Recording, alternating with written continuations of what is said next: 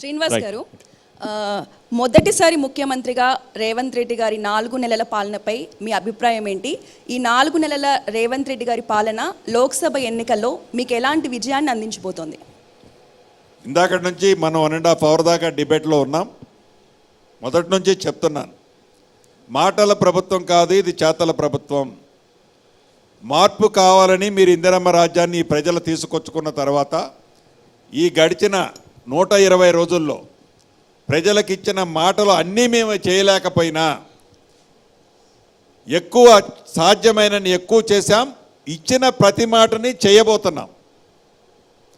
ఏదైతే సాగునీరు విషయంలో తాగునీరు విషయంలో ఇది కాంగ్రెస్ తీసుకొచ్చిందని గ్లోబల్ ప్రచారం చేస్తున్న గత ప్రభుత్వంలో పెద్దలు డిసెంబర్ 9వ తారీఖు తర్వాత ఒక వర్షపు చుక్క పడ్డది లేదు.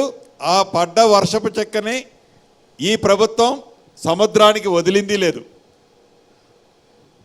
మీరు మీ స్వార్థం కోసం, మీ కమిషన్ల కోసం, మీ పెత్తనదారి కోసం, మీ ఇతరత్రుల కోసం ఏదైతే మీరు చేశారో, మీరు చేసిన తప్పులే ఈనాడు తెలంగాణ ప్రజలు కరువులో ఉన్నా, పంటలు ఎండిపోయినా, మంచినీరు ఇవ్వలేకపోయినా, మంచినీరు ఇవ్వలేదు అంటున్నారు.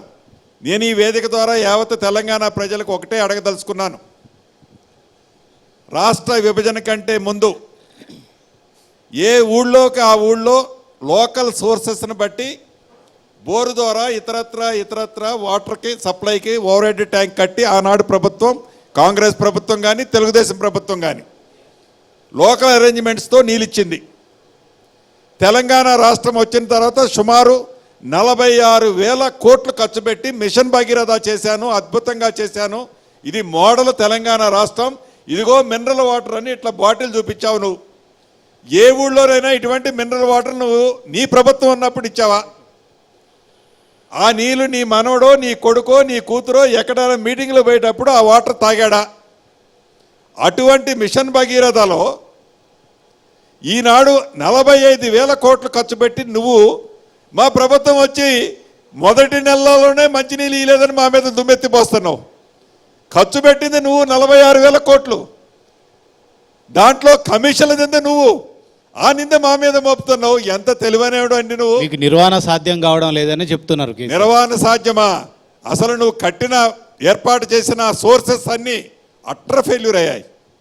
ఏదైతే ఎక్కడైతే నువ్వు వాటర్ సోర్స్ ఉందో, ఎక్కడ నుంచి అయితే నువ్వు పంపు చేయాలనుకుంటున్నావో ఆ సోర్సెస్ బేస్ లేకుండానే కేవలం మోటార్లు, పంపులు, నీ కమిషన్లు, అంతే కదా నువ్వు చేసింది. ఈ 46,000 కోట్లు అదే కదా.